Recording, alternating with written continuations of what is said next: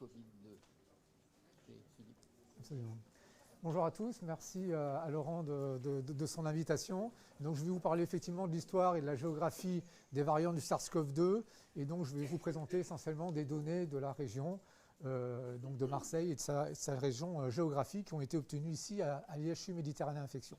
Donc depuis donc le début de l'arrivée du SARS-CoV-2 à Marseille en février 2020, eh bien, en fait, nous avons testé de façon continue tous les patients qui se présentaient, tous les prélèvements que l'on recevait ici à l'IHU par PCR pour faire le diagnostic des infections par SARS-CoV-2. Et donc ça représente actuellement plus de 1 million de tests réalisés pour près de 670 000 patients. Et parmi ceux-là, nous avons diagnostiqué 82 000 patients comme infectés par le SARS-CoV-2, ce qui représente environ 12%, et donc encore une fois de façon continue depuis février 2020. Et aux côtés des tests de qPCR, nous avons mis en place dès le départ une stratégie qui visait en fait à faire de la surveillance génomique, c'est-à-dire à caractériser les génomes des SARS-CoV-2 chez les patients qui étaient diagnostiqués ici, donc par différentes approches technologiques.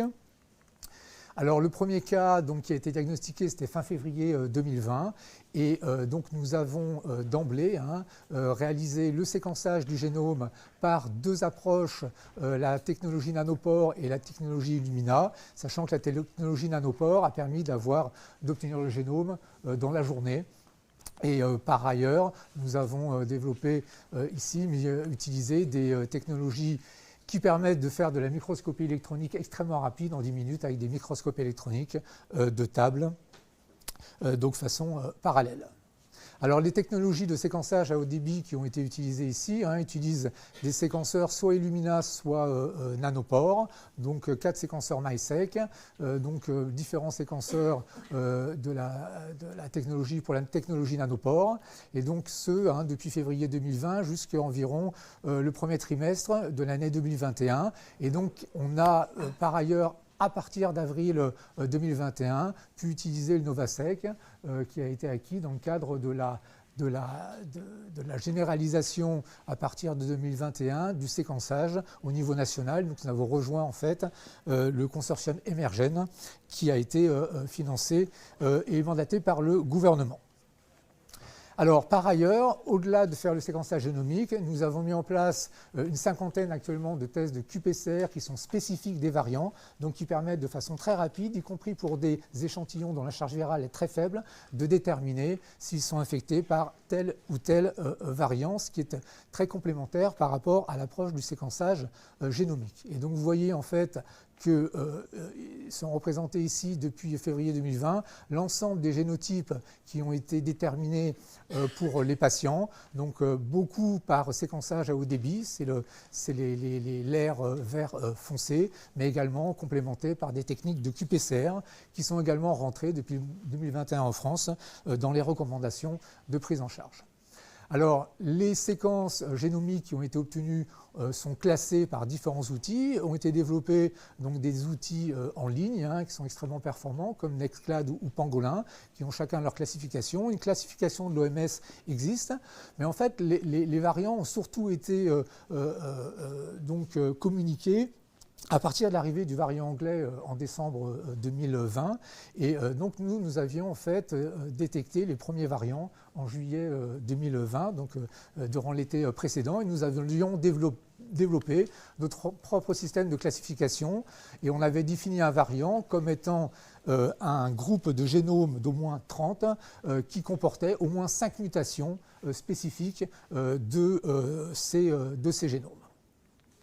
Et donc, vous voyez, par exemple, pour les 10 premiers variants qui ont été appelés Marseille 1-10, qui ont été détectés pendant l'été 2020, eh bien, en fait, vous avez sur toute la longueur du génome un certain nombre de mutations à des positions précises qui permettent de classer ces génomes comme appartenant à tel ou tel variant. Et donc, vous avez des mutations en pratique qui sont en combinaison analysées de manière à définir donc, les différents variants qui avaient été définis. Vous voyez, vous aviez une douzaine de variants qui étaient spécifiquement détectés durant l'été 2020 à l'IHU et également d'autres variants qui ont été détectés secondairement. Donc au total, sur la période récente, nous avons pu obtenir des génotypes pour 57 000 patients environ, donc beaucoup par séquençage génomique, donc des génomes complets. Et vous voyez que donc on a des génomes pour 14 000 patients infectés par le variant Delta, 11 000 par le variant Marseille 4, et puis 10 000 par le variant Omicron BA1, et puis plus récemment 1 700 par le variant Omicron BA2. Donc on va reparler un petit peu de tous ces variants. Avant, un petit mot sur les mécanismes de la variabilité génétique du SARS-CoV-2. Donc comme pour tous les coronavirus et en pratique tous les virus à ARN, il y a deux mécanismes importants de variabilité génétique. Le premier correspond en fait à des erreurs de la polymérase virale qui va faire des erreurs d'incorporation de nucléotides. Donc ça induit des mutations qui sont des changements de nucléotides qui peuvent changer ou non l'acide aminé. Et donc, c'est ce qu'on représente ici par des changements de couleur. Et bien, au fil de sa réplication, le virus, de façon complètement spontanée, eh bien, va accumuler des mutations. Les coronavirus et le SARS-CoV-2 ont cette particularité d'avoir une protéine qui est capable de corriger les erreurs, mais toutes les erreurs ne sont pas corrigées. Et le deuxième mécanisme qui est donc à l'origine de la variabilité, c'est la recombinaison génétique. On en parlera un tout petit peu en fin de présentation. Et donc, si on fait le total de ce qui est observé donc, au sein du SARS-CoV-2 au fil du temps, eh bien, il y a en moyenne 2 mutations par génome par mois qui sont accumulées dans les génomes. Et donc, si on présente encore une fois les virus par des couleurs, eh bien, au fil de la réplication chez une personne, eh bien, on va avoir des variants des mutants ou des variants qui vont apparaître. Et certains de ces mutants ou variants vont pouvoir être sélectionnés par différentes pressions de sélection. La pression de sélection du système immunitaire, mais également, possiblement, la pression de sélection de traitement, possiblement certains inhibiteurs de la polymérase, par exemple, ou des vaccins qui vont pouvoir également peut-être sélectionner tel ou tel variant SARS-CoV-2. Et donc, vous voyez en fait là se représenter un échantillon de l'ensemble des séquences génomiques correspondant aux différents variants détectés donc, depuis l'émergence du SARS-CoV-2 à Wuhan en décembre 2019. Et vous voyez en ordonnée, on a le nombre de mutations moyen au sein des génomes. Et vous voyez qu'au fil du temps, ce nombre de mutations ne cesse d'augmenter, ce qui signe bien qu'on a une accumulation de mutations au fil du temps. Et ça, c'est un mécanisme général pour les virus à ARN, c'est vrai pour Ebola virus, c'est vrai pour le virus de la dengue, c'est vrai pour le virus de la grippe, pour le virus de la rougeole et pour le virus Zika. Alors, donc nous, on a depuis l'été 2020 pu détecter un certain nombre de variants. Donc, avec la définition que je vous ai donnée, ce sont donc des génomes qui sont significativement différents par leur nombre de mutations par rapport aux autres génomes. Ici, vous avez le premier épisode en France d'infection par le SARS-CoV-2 avec des mutants dérivés de la souche chinoise. Et ensuite, vous avez donc représenté par des couleurs différentes, eh bien, donc différentes épidémies. On voit que chaque couleur représente un variant. Certains variants ont eu une période de circulation superposée et d'autres se sont enchaînés avec des périodes de co-circulation. Et ce que l'on voit, c'est que chaque variant va représenter une épidémie différente et on ne va pas avoir finalement de rebond de virus qui préexistaient et qui avaient disparu, mais c'est bel et bien l'apparition de nouveaux variants qui déterminent des nouvelles épidémies qui, de façon cumulée, vont représenter l'incidence totale des cas. Donc de façon un petit peu différente, on voit bien ici sur cette version 3D du graphe eh bien, les différents variants qui chacun ont une courbe en cloche. Et alors donc je vais vous parler de l'émergence de certains des variants qui ont pu être détectés ici à Marseille, mais également pour certains donc, qui ont eu une circulation pandémique qui ont été bien sûr observées au niveau mondial.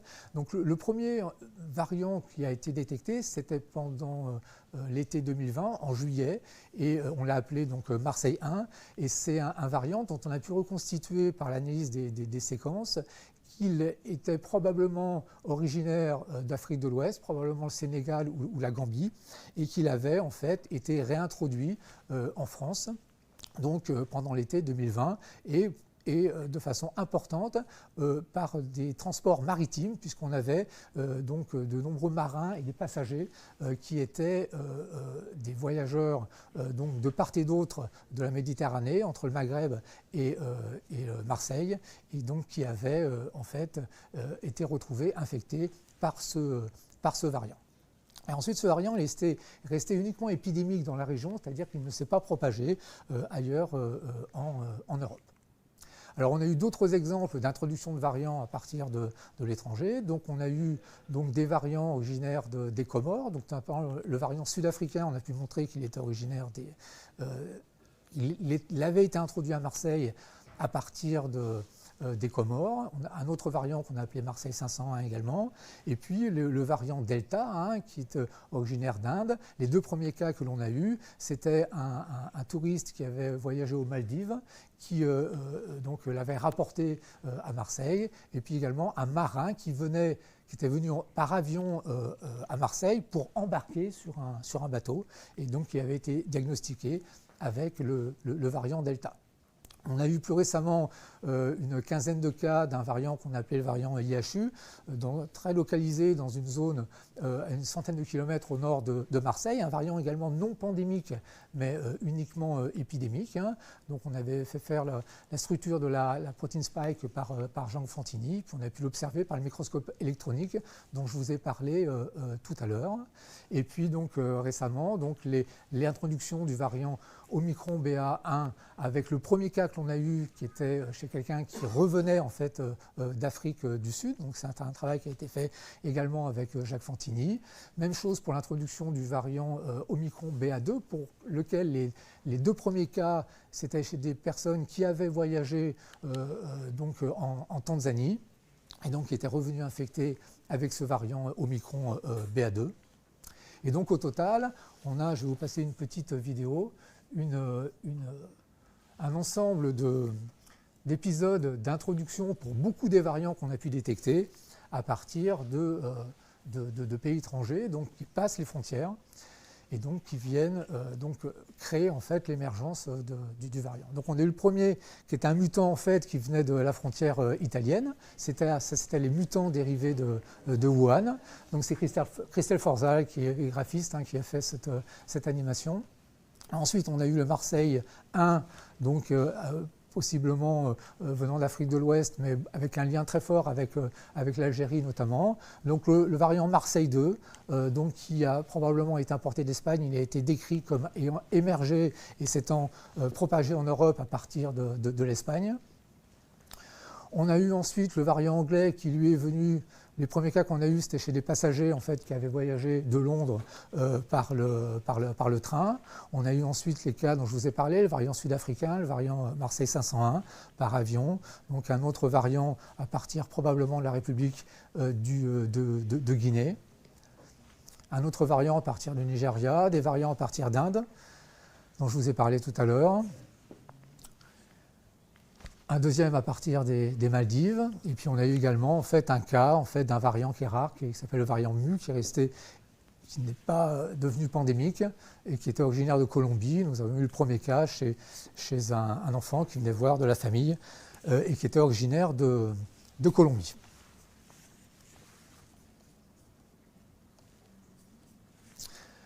Alors, ce n'est pas le seul mode d'émergence en fait, des variants qu'on a pu détecter. Et le variant qui a été prédominant entre août 2020 et février 2021, ça a été un variant qui a été nommé Marseille 4 et qui a été premièrement, pour la première fois détecté donc en juillet 2020 et pour lequel en fait, on a des évidences qu'il pourrait être originaire en fait, des élevages de visons. Alors pour ça, on a différents arguments. Les visons, ce sont des réservoirs hein, du SARS-CoV-2. Il a été montré que le SARS-CoV-2 pouvait passer de l'homme au vison et des visons à l'homme. Ça a été extrêmement bien décrit, notamment au Danemark. Et puis, en fait, ensuite, on a des évidences temporelles, c'est-à-dire qu'en France, en fait, vous voyez des zones où on trouve les visons, puis vous avez des élevages de visons là. Et quand l'épidémie a repris en France, le nombre de cas a réaugmenté en juillet 2020, eh bien, ça a commencé en fait dans cette région qui est proche d'un élevage de visons qui a été retrouvé infecté. Et donc on voit ensuite que l'incidence a augmenté un petit peu partout en France, mais là où ça a recommencé finalement, les cas humains, c'était dans cette région proche de l'élevage de visons infectés. Vous voyez, on était en août, et donc possiblement, c'était la période des vacances, hein, peut-être qu'il y a eu des personnes qui sont venues en fait à Marseille, qui étaient infectées à partir de cette région. On a eu également des évidences génétiques, c'est-à-dire qu'il y avait eu un génome qui avait été obtenu à partir d'un vison donc prélevé dans une ferme d'élevage en novembre 2020. En fait, ce génome a été relargué uniquement en mars 2021, mais ce qu'on a pu mettre en évidence, c'est que ce génome était complètement au milieu de tous nos génomes du variant Marseille 4. Donc c'était une évidence génétique importante. Et par ailleurs, en fait, d'autres génomes ont été relargués à partir de cet élevage. Hein. On a au total 11 génomes de visons, et donc ils sont tous des génomes qu'on appelle Marseille 4. Et si on regarde en février et en mars 2022, qu'est-ce que l'on a comme séquence donc dans les databases? Eh bien, on voit qu'on a des séquences de fermes d'élevage de visons, hein, donc en Pologne, qui matchent avec des variants indiens, d'autres séquences de visons en Pologne qui matchent avec des variants anglais, hein, alpha, et également d'autres séquences qui semblent dériver d'un variant qu'on a appelé Marseille 2, qui s'est appelé 20E, qui a beaucoup circulé en Europe. Donc il y a une importance considérable de prendre en compte le réservoir zoonotique, puisque le virus circule encore chez les visons actuellement. Alors par ailleurs, donc, ce qu'on a essayé de faire avec ces génomes, c'est détecter tout ce qui était rare, tout ce qui était atypique comme génome, bien sûr les nouveaux variants, mais également des génomes qui avaient des profils qui pouvaient faire penser qu'ils auraient un comportement phénotypique différent. Et donc dès qu'on a ces évidences au niveau génomique, eh bien en fait on passe le prélèvement donc, à l'équipe du professeur Bernard Lascola qui cultive les virus, qui a cultivé 6000 souches de SARS-CoV-2 et qui va faire toutes les études phénotypiques, notamment en termes de sensibilité aux anticorps monoclonaux. Voilà, c'est un exemple de génome qui portait une mutation E484K qui a été retrouvée dans de nombreux variants, notamment le variant alpha, le variant bêta, le variant gamma, également le variant delta. Et donc là, ce variant qui portait cette mutation en fait, se situait dans un autre linéage. On a également mis en évidence des phénomènes d'évolution convergente, c'est-à-dire qu'une même mutation à une même position dans le génome est survenue dans des lignages très différents, très distincts les uns par rapport aux autres, ce qui suppose que, elle confère en fait un avantage évolutif, quel que soit le contexte génétique. Et puis on a également étudié des patients qui avaient une évolution chronique, qui étaient chroniquement infectés par le SARS-CoV-2, qui sur plusieurs mois, hein, et qui s'étaient lié à une immunodépression sévère. Et donc on avait repris quelques exemples de la littérature avec des patients, vous voyez, qui étaient infectés pendant 151 jours, 100 jours, 156 jours. Et nous, on avait un patient qui avait été infecté depuis au moins 110 jours. Et on regardait en fait le nombre de mutations. Vous voyez un nombre de mutations très important, 45, 41, 15 sur des périodes relativement courte de suivi, ce qui est davantage que les 2 mutations par mois dont je vous ai parlé tout à l'heure, et ce qui peut être la conséquence de traitements qui ont été administrés en fait, à ces patients, le remdesivir, du plasma de patients ayant été infectés par le SARS-CoV-2 qui ont guéri, ou alors des cocktails d'anticorps monoclonaux anti-spike. C'est très important également d'avoir des génomes pour pouvoir détecter les réinfections. C'est-à-dire que ce qu'on définit comme des réinfections sont des patients qui ont eu une infection, qui ont guéri avec une PCR négative, et au moins 90 jours après, ils se réinfectent. Donc on avait détecté un premier cas à l'automne 2020, et on a également détecté, vous voyez, en fait, c'était début 2021, on avait décrit déjà une cinquantaine de cas. Et là, le nombre de cas de réinfection qui était estimé à 0,6%, eh bien, est en augmentation considérable avec l'arrivée du variant Omicron. Alors, ce qu'on avait également observé, c'est que vous avez vu tout à l'heure, chaque variant déterminait une épidémie, donc avec une augmentation, une phase de plateau et puis une décroissance. Et ce qu'on avait observé pour le variant Marseille 4, celui qui est lié au vison, dont je vous ai déjà parlé, c'est qu'il avait en fait une double courbe en cloche. Et ce qu'on a observé en faisant de la phylogénie, c'est qu'on avait finalement deux groupes de génomes qu'on appelait deux sous-variants. Et au sein de ce variant-là, de ce sous-variant, on avait 22 linéages différents. Et chacun de ces linéages avait une évolution un peu indépendante, et comme celle qu'on a décrite pour les variants, avec une courbe en cloche. Et on s'est intéressé plus particulièrement à ce sous-variant qu'on appelait Marseille 4B, qui avait émergé en fait fin 2020, et qui avait été associé à une réaugmentation de l'incidence. Alors, ce qu'on a pu observer, c'est qu'au sein de ces différents linéages, au sein d'un même variant, on avait des taux de mutation qui étaient hétérogènes, qu'on avait une disparition généralement du linéage après l'accumulation de 7 ou 8 mutations, ce qui correspond à peu près à 4 mois d'évolution. Et puis, on avait mis en évidence des mutations qui étaient associées à l'émergence d'un nouveau sous-linéage, ou d'un nouveau sous-variant ou d'un nouveau linéage. Et notamment, on avait observé qu'il y avait un codon stop qui inactivait un gène qui s'appelle ORF8, donc la protéine n'était plus fonctionnelle, et ça c'était associé à l'émergence en fait du sous-variant Marseille 4B, qui a été retrouvé par ailleurs par des comparaisons des données cliniques comme plus virulent que le Marseille 4A. Voilà, d'autres données également qui s'appuient sur les données génomiques, c'est-à-dire que dès qu'on a des variants donc nouveaux ou des variants des génomes atypiques, eh bien, c'est l'équipe du professeur Bernard Escola qui fait ça, eh bien, on va donc étudier leurs caractéristiques phénotypiques, et notamment ça a permis de mettre en évidence que les patients qui étaient préalablement infectés par des variants bêta, donc sud-africains ou Marseille 4, avaient des taux d'anticorps neutralisants plus bas que ceux qui avaient été infectés par d'autres variants. Ça permet de mettre en évidence des différences chez les personnes vaccinées en termes de taux d'anticorps neutralisants vis-à-vis des différents variants. Vous retrouvez ici le variant sud-africain, le variant anglais, le variant indien, Delta, etc. Et puis des différences observées selon qu'on regarde le sérum de personnes vaccinées par le vaccin Pfizer ou le vaccin AstraZeneca. Ça permet de mettre en évidence également que les variants ont des comportements différents en termes de tropisme cellulaire, c'est-à-dire que les variants ont une capacité assez comparable d'infecter des cellules Véro E6-5, qui sont celles qui servent à les multiplier, qui sont des cellules de rein de singe. Ils ont une capacité assez similaire d'infecter des cellules intestinales, mais en revanche, concernant les cellules CALU3, qui sont des cellules respiratoires, eh bien, qui sont les barres en bleu, eh bien, on voit qu'on a des grandes variations d'un variant à l'autre. Donc ça, ce sont des données extrêmement intéressantes. Et puis ici, donc, des données donc, publiées très récemment concernant le variant Omicron BA1, avec la démonstration qu'il échappait donc aux anticorps monoclonaux utilisés en thérapeutique.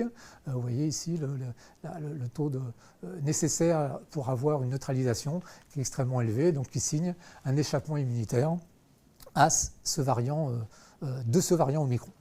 Et puis également des données qui s'appuient sur les données de génomique, de classification des variants, qui montrent que les charges virales sont différentes en fonction des variants. Vous voyez, en fonction de la période d'étude qui a été associée bien sûr à des variants différents. Donc ici, on était sur le variant Delta, là davantage sur le variant Alpha.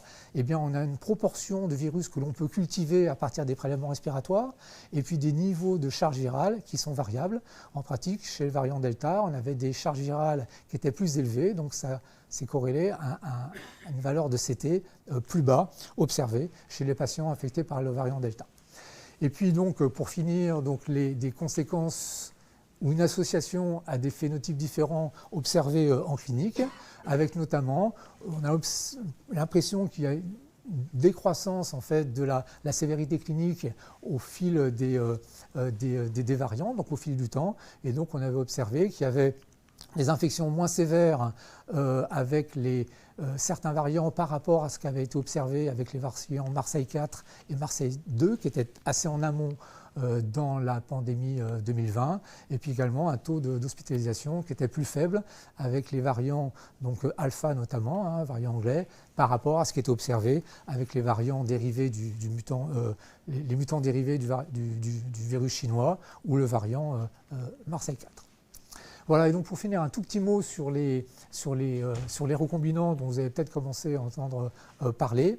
Donc, au-delà de la variabilité génétique liée aux erreurs de la polymérase mal corrigée ou insuffisamment corrigée, un deuxième mécanisme de variabilité génétique, ce sont les recombinaisons. Ça, c'est assez général également parmi les virus à ARN. Et donc, ça correspond en fait à une co-infection à la base. Donc, il faut qu'on ait un virus, un premier variant par exemple, donc qui donne lieu à une infection. Et puis, on a un deuxième variant qui peut co-circuler, qui donne également une co-infection, une infection. Et donc, si on a ces deux virus présents de façon concomitante chez un même patient, ils peuvent se retrouver dans une même cellule épithéliale respiratoire. Et à ce moment-là, on a des phénomènes de recombinaison qui sont souvent des recombinaisons homologues, qui signifie qu'on va avoir en fait un mélange au niveau du génome, on va avoir formation de génomes hybrides. Donc vous voyez ici deux génomes parentaux hein, qui sont de couleur uniforme. Et bien en fait quand on a des recombinaisons du fait de l'infection d'une même cellule par deux variants différents, eh bien on peut avoir des phénomènes de recombinaison et donc on a un génome qui est un génome mosaïque hybride. Et donc ça, c'est quelque chose qui a pu se produire parce qu'on a eu une co-circulation du variant Marseille 4 avec le variant anglais, du variant Delta avec le variant Omicron, et maintenant du variant Omicron BA2 avec le variant Omicron BA1. Et donc juste quelques exemples de deux recombinants que l'on a pu détecter. Donc ici vous avez donc un patient, donc vous avez le génome en fait qui est un génome Marseille 4 qui a infecté un patient donc en septembre 2020. Et ce patient, c'est un patient immunodéprimé, il est resté infecté par ce virus et il a été manifestement surinfecté par un autre virus qui était un variant alpha hein, anglais et qui est représenté en fait en jaune. Et au fil du temps, on a vu apparaître des hybrides. Donc quand on a des zones vertes, ça signifie qu'on a à la fois donc, des zones qui peuvent correspondre à du Marseille 4 ou à de l'alpha, mais on a des zones qui restent bien Marseille 4 et des zones qui apparaissent dans les génomes hybrides qui correspondent à du variant alpha. Et donc au total, on avait obtenu en fait un variant hybride Marseille 4 et alpha qui a pu être cultivé hein, à partir de différents prélèvements respiratoires et donc ce qui a été isolé, c'est bel et bien le variant recombinant. Et donc un deuxième exemple, celui du variant qu'on appelait Delta Micron, et qui est un recombinant entre un variant Delta et un variant Omicron BA1, avec la spike qui est devenue Omicron BA1, tandis que le reste du génome est resté Delta. Alors ça, les variants recombinants, on va sans doute davantage en détecter maintenant, puisque pour pouvoir les détecter, les repérer au niveau de l'analyse du génome, il faut qu'on ait, vous voyez, toutes ces barres, toutes ces mutations. Si vous avez très peu de mutations, comme c'était le cas au départ, 10 mutations sur tout le génome, on ne voit pas s'il y a des recombinaisons ou pas. Mais comme on a maintenant, pour les Omicron, environ 65 mutations, qui sont assez proches parfois les unes par rapport aux autres, eh bien on peut mettre en évidence des événements de recombinaison. Et donc ça participe à une description qui va être de plus en plus importante. C'est ce que l'on voit en fait déjà dans les littératures grises hein, qui commencent à être publiées de ces variants recombinants. C'est terminé. Voilà, et donc, pour ce variant Delta Micron, donc on a pu l'observer par ailleurs par microscopie électronique. Vous voyez ici, on avait un effet cytopathique, donc ce variant a bien lysé en fait en culture les cellules Véro. Et puis donc grâce à Jacques Fantini et Noir Ayayi, on a pu avoir l'analyse de ce variant qui se comportait en fait comme au niveau de la spike, comme un variant Omicron B1, puisque sa spike hein, est celle d'un Omicron B1. Voilà, donc en conclusion, on a des taux de mutation élevés pour le SARS-CoV-2 de façon complètement spontanée. Et vous voyez bien qu'on n'arrive pas à prédire finalement quel va être le chemin du virus. Et donc, au-delà des mutations par erreur de la polymérase, on voit maintenant des recombinants, en tout cas, on arrive maintenant à les détecter. On voit que chaque variant va déterminer une épidémie distincte. On voit que beaucoup de ces variants ont été introduits, en fait, en passant des frontières. C'est le cas pour ce que l'on a observé dans notre région, mais c'est le cas partout dans le monde. On voit l'importance du réservoir zoonotique et notamment donc des visons. Et ça justifie d'avoir une surveillance génomique, une surveillance des génotypes extrêmement importante, donc qui comprend l'analyse des génomes complets et pas seulement de quelques mutations, de manière à essayer de comprendre tous ces événements et bien sûr de faire le lien avec la clinique et la prise en charge des patients si possible. Je vous remercie.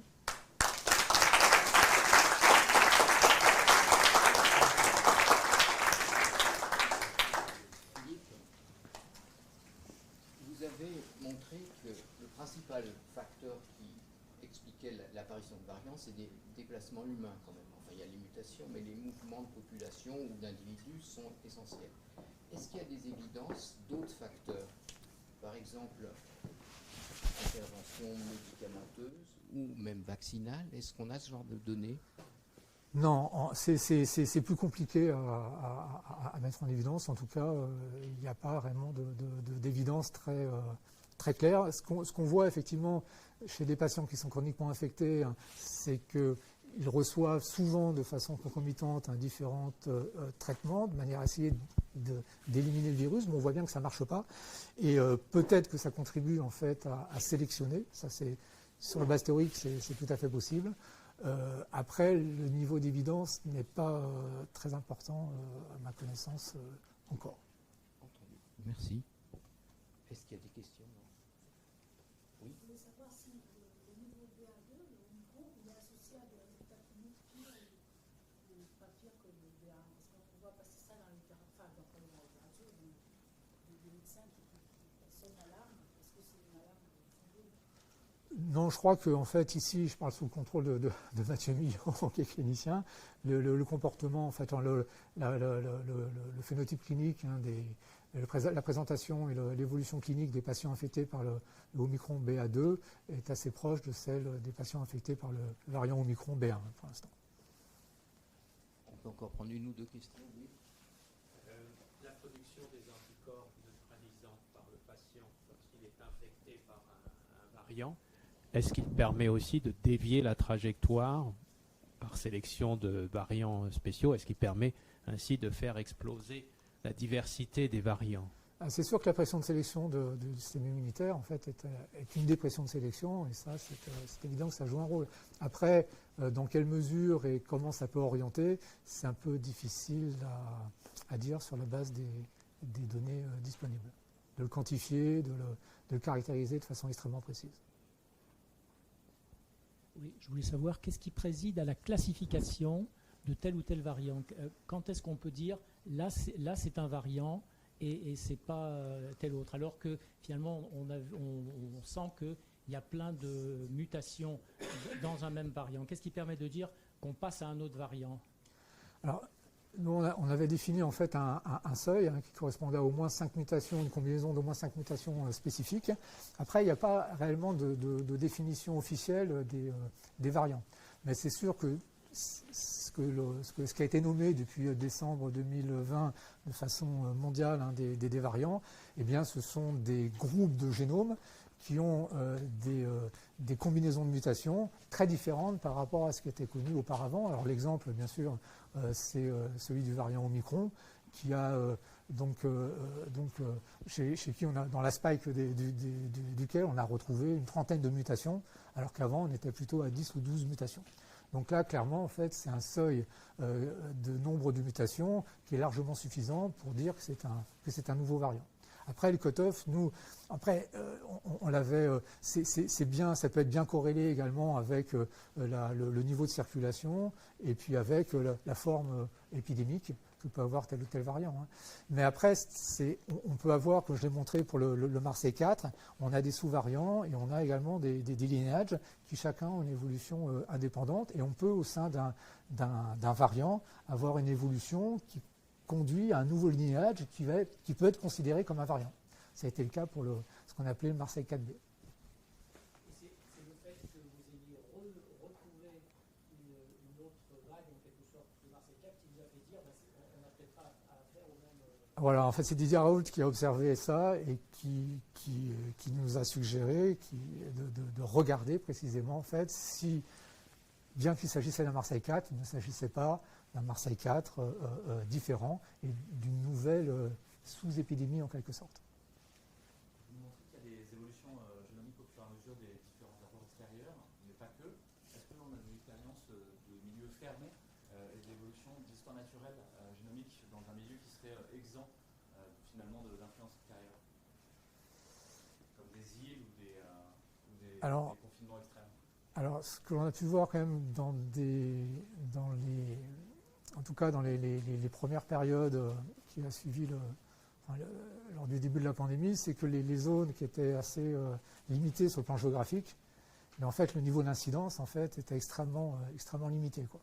Et qu'on avait éventuellement une augmentation de l'incidence à un moment où il y avait une rupture, en fait, un passage de frontières, donc l'introduction d'un nouveau variant. Je ne peux pas répondre plus précisément à votre question de manière à... C'est clair qu'on a vraiment ce nombre de mutations hein, par mois qui est observé de façon récurrente, quel que soit le contexte. Après, on n'a pas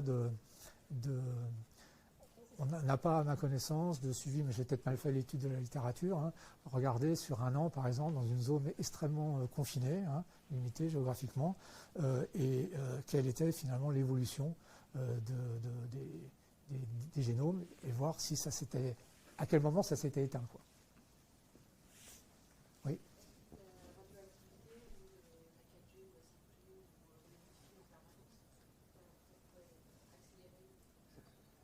Je ne sais pas. Je ne sais pas. Oui.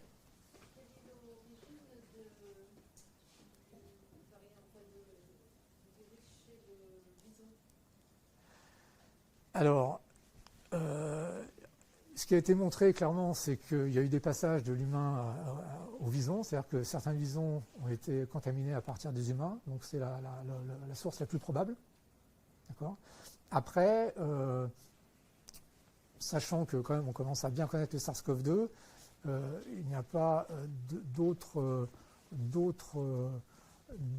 origines qui est suspectée.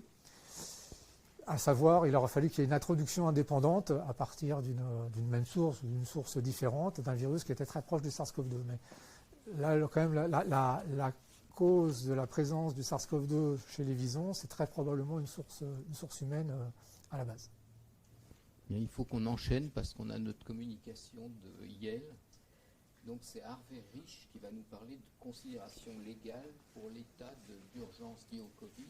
Et puis il va nous dire que ça n'existe plus du point de vue urgence.